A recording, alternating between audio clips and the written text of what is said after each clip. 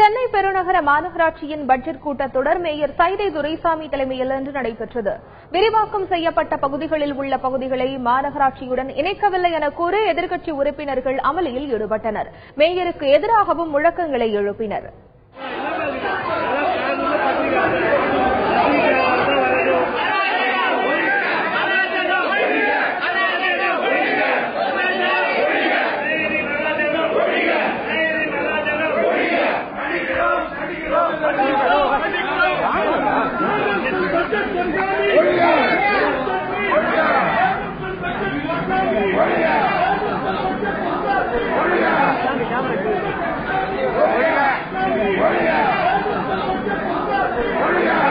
ஆண்டு காலத்தில் ஒரு பாலங்களை கூட கட்டல.